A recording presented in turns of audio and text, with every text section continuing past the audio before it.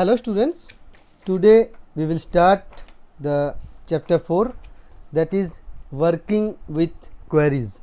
Okay, so in our previous chapter we have learnt to work with tables. So how does or how many types of views are there for a table, how can we create a table, etc.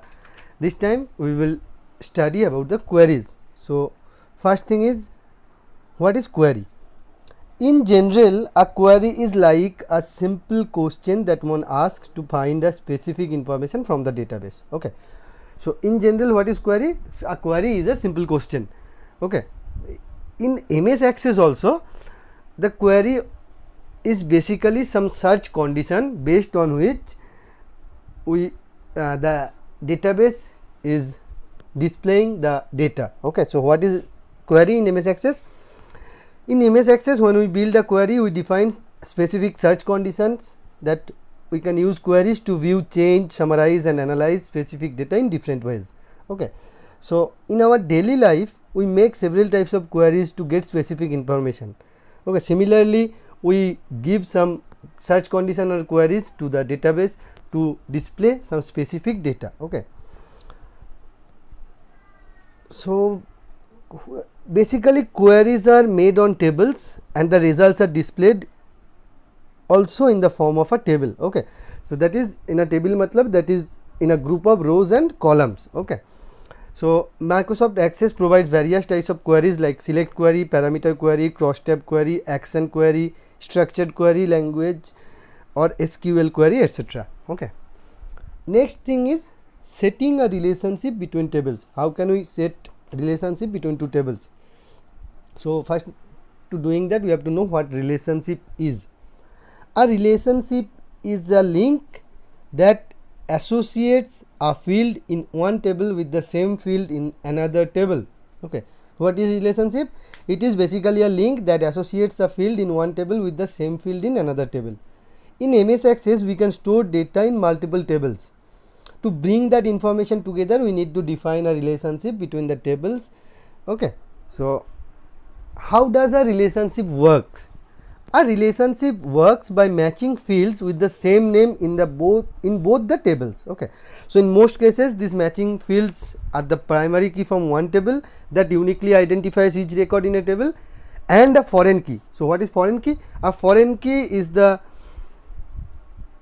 value in one table that must match the primary key of the other table. Okay. So a field that matches with the primary key field of another table is called the foreign key.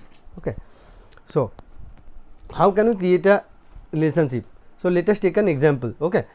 So let us first, we have to make two tables. First one with the name students table that holds information about the students such as their roll number, father's name, class, address, city, and other table with the name marks table that holds the information about the students roll number, percentage and grade. Okay. And we have to open both the table in datasheet view. Next, we have to click on the database tools tab and we have to select the relationship button from the relationship group. So after clicking on the database tools tab, we have to click on the relationship button from the relationships group. Whenever we are doing that, the show table window will appear. Now we have to select the required table and we have to click on the add button in the show table dialog box. So when after doing that, the selected table will appear as a small window in the relationship window. Likewise, add the other table also to the relationship window in the same process. Okay. Now we can activate the queries tab if we want to, if our relationship are based on the queries, or activate both tab if the relationship are based on both the tables and the queries. Okay. Then we have to click on the close button to close the show table dialog box. After doing that, we have to drag the primary key of the parent table, that is the student table, and we have to drop it over the same field in the child's table. Okay. So that is the marks table. So we have to drag the primary key of the students table and we have to drop that over the same field in the marks table. Okay. So suppose in our given example, the roll number is the primary key, so we have to drag that roll number field or roll number key field name and we have to drop it over the same field name in the second table. Whenever we are dropping that, the edit relationship dialog box appears. Okay. Now we have to click on the create button. Whenever we are clicking on the create button, Access creates the relationship between the tables, and this helps in joining two tables from a large table, thus reducing the data redundancy and data inconsistency. Okay. How can we understand that the two tables are linked? You can see in the given figure 4.5 that there is a black line starting from the parent table, that is student table, and ending at the marks table. So this linking line means the two tables are linked. Okay. Now next we have to click on the save button on the quick access toolbar to save the relationship. Then we have to open the link table in the datasheet view. The plus symbol before the records indicate that this record is linked with another table. This is how we can understand that this is a link field. Okay. So there are various types of query I have already told. First one is a select query. What is a select query? A select query is a query that retrieves data from one or more tables and displays the record set in a data sheet. Okay. So what is select query? It is a query that retrieves data from one or more tables and displays the record set in a data sheet. We can also use a select query to group data, calculate sum, count, average, and other types of calculation.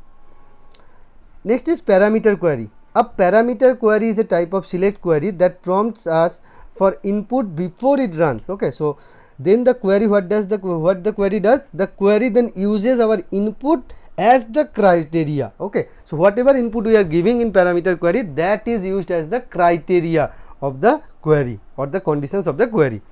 Next is action query.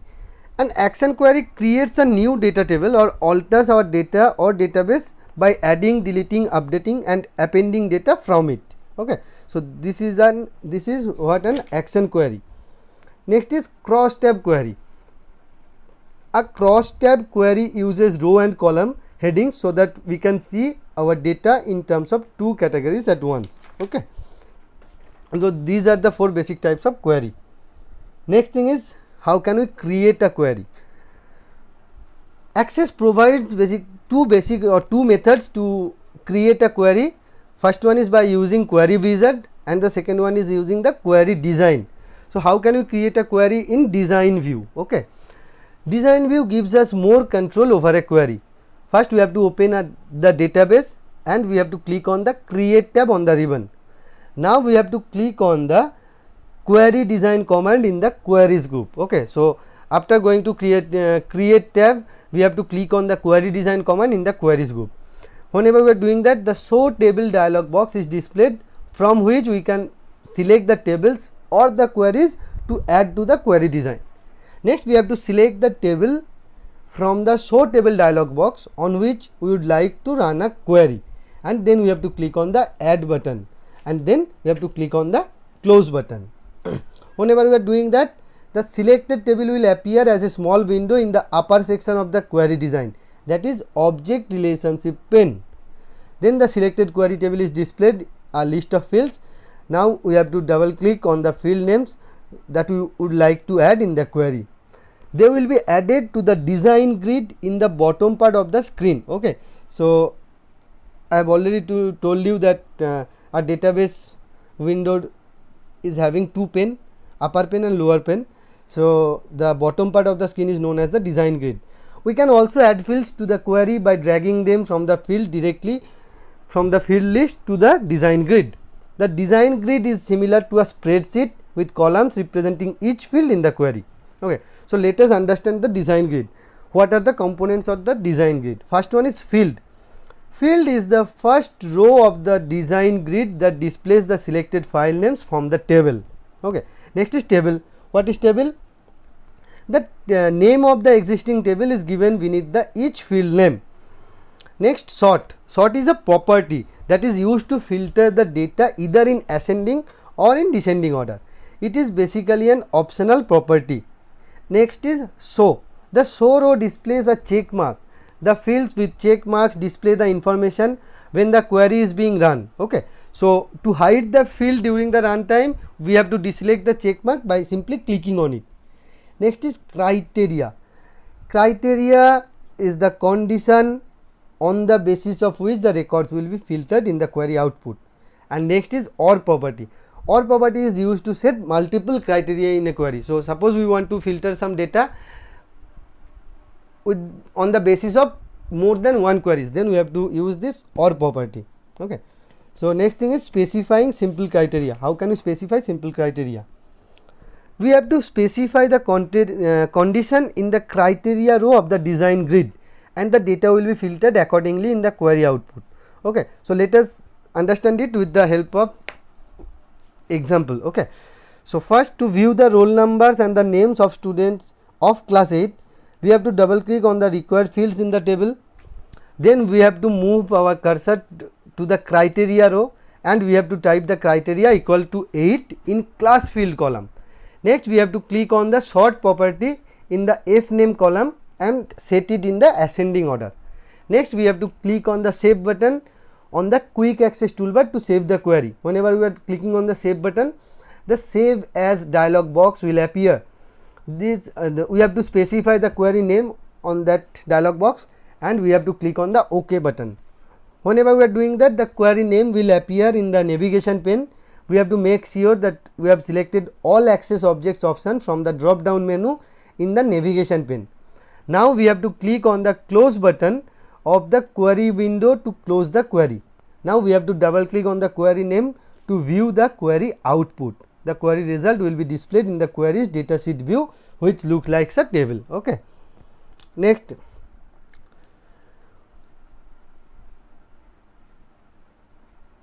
thing is specifying multiple criteria. Okay. Before doing that, we should know how to run the query or how to view the query output without saving. For doing that, we have to click on the run button in the results group of the design tab. That will display all the filtered data without saving the query. Okay. Next is specifying multiple criteria. To specify multiple criteria in a query, we have to follow few steps.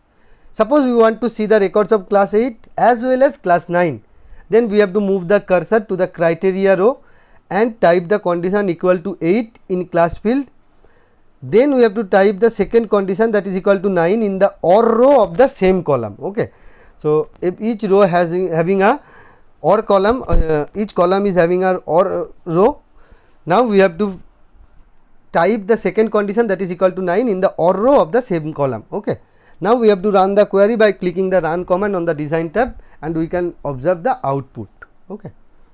Next is forms. What are forms? In our general life, a form is a piece of paper on which a user fills required information in its specific fields. Okay. In MS Access 2010s, forms are also quite similar to the real life forms. It allows us to add and update data in one record at a time in a table. Although Access provides datasheet view for doing that, or mainly it is the convenient way for entering data, but it is not an appropriate tool for every data entry situation. So sometimes when we work with different users and do not want to expose our confidential data, we may choose to use the Access forms to create a more user friendly interface. Okay. Access mainly provides three main views where a form can be displayed. First one is form view, second one is design view, and third one is layout view. Form view is used to enter, edit and view data. Design view is used to adjust the design of our form. It gives us a more detailed view of the structure of a form, such as header, detail, footer, sections. Next is layout view. It is used to change the appearance and the size of the various controls of a form. Okay. So how can we create a form? To create a form, first we have to select a table or query in the navigation pane. Then we have to click on the create tab on the ribbon. Then we have to select the form option in the forms group. A new form is created and opens in layout view, where we can change the appearance of a form. Now we will notice that three new tabs, design, arrange and format, appears in the ribbon. Okay. Now if we want to edit or enter our data in the form, we have to click on the view drop down arrow on the home tab and then select the form view option. We can use the record navigation bar to move through the records in the form, and after finishing the data entry, we have to save our work by clicking on the save option in the quick access toolbar or the save option in the file tab. Whatever we are doing of these two options, the save as dialog box will appear for that, and we have to specify the form name and we have to click on the OK button. We can observe that the form object gets added in the navigation pane. Next thing is formatting a form. How can we format a form? We can change the appearance of a form by using the various options available on the design and format tab. So, using design tab, we can add a logo and title to our form by making use of the logo and title options present on the header and footer group in the design tab. And using format tab, we can format the font size, font color, font alignments of labels, background image, change the color of the shapes, etc. Okay. So, all these options are present under the format tab. Next is report. Okay. A report is an effective way to organize and summarize data for viewing or printing. A report can be created exactly in the same way as you have created a form. First we have to click on the create tab, then we have to select the report option in the reports group. The access creates a report and places all the fields of the selected table in the report. 4 new tabs will be appeared on the ribbon, namely design, arrange, format and page setup, which helps us to design and format the report. Next we have to click on the save button on the query on the quick access toolbar. The save as dialog box will appear. We have to specify the report name and click OK. The report object gets added in the navigation pane.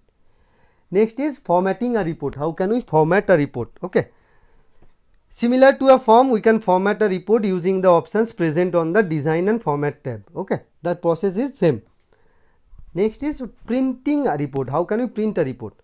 To print a report, we have to select the file tab and then click either on the print, then print preview option, or select the print preview button on the quick access toolbar. This view displays how the report will appear on a page.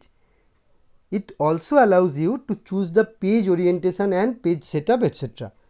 And if you need to modify the page size, margin, width and page orientation using the related commands on the ribbon, you can do that. Okay. Next we have to click on the print option. The print dialog box will appear. We have to set any desired print options and then click on the OK button. Okay. So, this is everything about the chapter. Listen to the video very carefully and read your book properly. In our next class, we will be discussing about the exercises. Thank you everyone.